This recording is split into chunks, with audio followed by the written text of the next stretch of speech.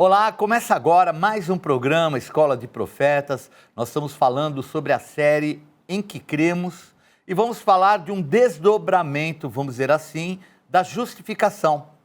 Então a justificação, ela é algo muito importante que é de condenados a inocentes. Então a salvação ela tem um espectro muito mais abrangente do que a gente possa interpretar. Agora, qual é a grande pergunta que nós fazemos?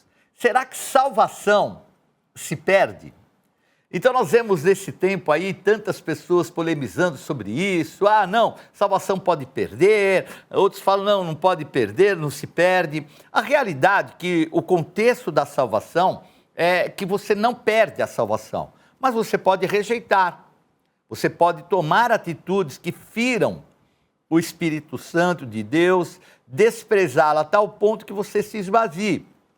Vamos ver Hebreus 10, versículo 26 a 31, que diz assim: porque se vivermos deliberadamente pecado, depois de termos recebido pleno conhecimento da verdade, já não resta sacrifício pelos pecados, pelo contrário, certa expectação horrível de juízo e fogo vingador, prestes a consumir os adversários.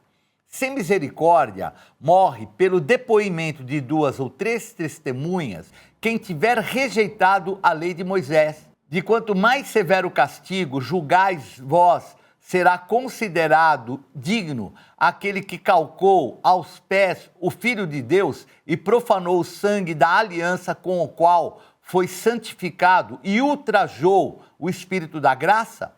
Ora, nós conhecemos aquele que disse: a mim pertence a vingança, eu retribuirei. E outra vez, o Senhor julgará o seu povo. Horrível coisa é cair nas mãos do Deus vivo. Nós vemos nessa passagem algo muito importante que o escritor dos Hebreus coloca para nós. A verdade de um fogo vingador que procede do Senhor. Aí você me fala, mas bispo, e a graça, como é que fica? A graça é algo que nós recebemos. Então, perder a salvação é difícil, porque como é que nós vamos desmerecer algo que nós não merecemos, se é graça? Mas a realidade é que você pode ferir a graça. De que maneira? Repetidamente tomando posturas espirituais contrárias àquilo que é a vontade do Espírito Santo. Então, nós vemos um grande risco nas pessoas que se desviam, porque depois elas se tornam pecadores contumazes. Então, eles começam um processo que pode começar a, primeiro, entristecer o Espírito Santo. Num segundo momento, vai se esvaziando da presença do Espírito Santo. Tem um outro processo que a mente fica cauterizada, fechada, bloqueada. E, obviamente, tudo isso vai fazendo com que a pessoa se afaste da graça, a ponto dela rejeitar a salvação por um produto do pecado, alguma coisa que ele mesmo queira viver. Então, eu quero hoje falar sobre a justificação, porque nós percebemos que, em termos da salvação, a gente tem a certeza do sangue do Cordeiro, mas a justificação, ela vai além daquilo que é a salvação, porque a justificação faz com que a gente possa ter não somente o perdão dos pecados, mas nós tenhamos uma condição legal muito importante. Vou explicar. Então, a justificação é como um tribunal onde Deus, o justo juiz, nos declara inocentes, mesmo sendo culpados. Mas, bispo, como é que é possível? Nós vamos descobrir através desse ensino, desse estudo que vamos fazer hoje. E para nós iniciarmos, vem a primeira questão. O que é justificação? Para responder, nós vamos colocar aqui na carta aos Romanos, que é essa carta aos Romanos é a carta mais importante a respeito dessa doutrina que o apóstolo Paulo nos coloca. E principalmente que fala aos Romanos, é muito importante entender que os romanos é a cidade de Roma.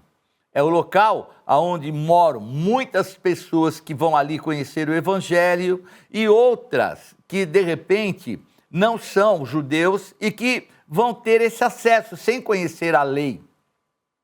Então fica difícil explicar para alguém que não conhece o que é a lei. Então, o apóstolo Paulo já começa a colocar que tanto o judeu que tem a lei como uma direção que traz ali a condição de saber o que deve ser feito por Deus, né, que foi colocado, quanto aquele que não pratica e não tem a lei, que é o gentio, né, os outros povos, estão debaixo da mesma condição em relação ao pecado. Então ele atribui essa condição para que muitos não interpretassem naquela época que só os judeus tinham condição de serem salvos através de Jesus Cristo, mas que a justificação, ela traz uma condição até para que tanto judeus quanto não judeus estão ambos precisando serem justificados. Vamos ler Romanos 3, 24, que diz assim: sendo justificados gratuitamente por sua graça, por meio da redenção que há em Cristo Jesus. Então, na última aula nós falamos a respeito da redenção, que é alguém pagar um resgate. E a maneira a qual esse resgate é pago através da morte do Senhor Jesus, já como falamos, nos traz algo chamado justificação. Então, nós somos tornados justos. Então, eu ia fazer uma analogia aqui, mas não vou entrar na área política, mas a gente tem todo um processo aí acontecendo no nosso país hoje, que temos até uma pessoa que não é inocente, mas que, de repente, recebeu aí o perdão por causa de um erro processual. Então, é mais ou menos assim. Agora, no nosso caso é diferente. O nosso caso é um caso que todos pecaram, todos estão debaixo de condenação e vem então esse processo do Senhor Jesus morrendo no nosso lugar para nos justificar, nos tornar justos. Então, traz de volta a condição verdadeira da inocência. Então, a justificação, ela é um ato judicial de Deus pelo qual ele declara o pecador justo, com base na obra de Cristo. Então, a partir do momento que eu sou salvo, eu recebi essa justificação. Aquele que é verdadeiramente justo, o nosso Senhor, ele se faz justiça, morrendo no nosso lugar para que a gente não viva a condenação e a partir daquele momento estejamos como que inocentes diante das situações ao redor. Bom, eu quero falar um pouco, fazer até uma analogia, porque às vezes a gente tem na nossa mente uma balança. Então, uma balança, porque muitas pessoas acham, eu vou para o céu porque eu fiz boas obras. Eu estou com medo de não ir para o céu porque eu fiz mais coisas erradas. Então, a condição do homem não é para a justificação uma balança. Quanto que eu fiz de mal e quanto eu fiz de bem. Eu fiz pouco bem. Então é provável que eu vá. Né? Tem até alguns que colocam aí que tem um lugar entre o céu e o inferno, né? E que a pessoa que for equilibrada passa por lá ainda. Mas se nós olharmos isso também não é justo. Não é por mérito nosso. Não é o quanto eu fiz de coisas boas que vai me fazer deixar de ser condenado por coisas ruins que eu fiz também. Então, o mundo espiritual, ele funciona por habilitação. E quando a gente entende esse processo que não é uma balança, porque as pessoas muitas vezes acham que é assim. Então, muitos que não conhecem verdadeiramente ao Senhor Jesus, muitas vezes se gabam de falar, não, eu sou uma boa pessoa, eu nunca cometi mal contra ninguém, eu não roubei, eu não fiz, amém. Você pode não ter feito nada disso, mas o pecado original está na tua vida se você não entregou sua vida a Jesus e aceitou o sacrifício dele.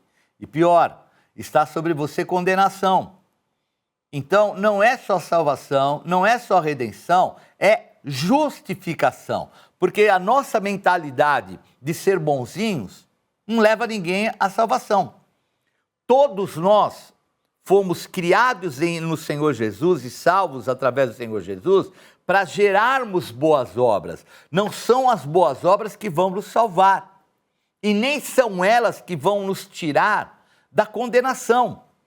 Porque ainda que você viva bem pelas coisas boas que você faz, existe algo que é o pecado original, aquilo que Adão e Eva trouxeram para a nossa geração deles, que não adianta você ser bonzinho. Isso não vai apagar o estigma de condenação que é colocado sobre você. Para isso entra o processo que nós falamos da redenção, processo da salvação, mas que nós temos que entender que não somos justos, mas justificados nós podemos viver uma condição diferenciada nesse tempo. Então, um detalhe muito importante é que a justificação ela é recebida e não conquistada. É um presente da graça de Deus. Então, não é por aquilo que a gente faz ou por aquilo que a gente deixa de fazer que nós vamos ser justificados, mas sim pela presença do Senhor na nossa vida. E vamos agora a um pequeno intervalo e voltamos já já falando mais sobre justificação. Até já!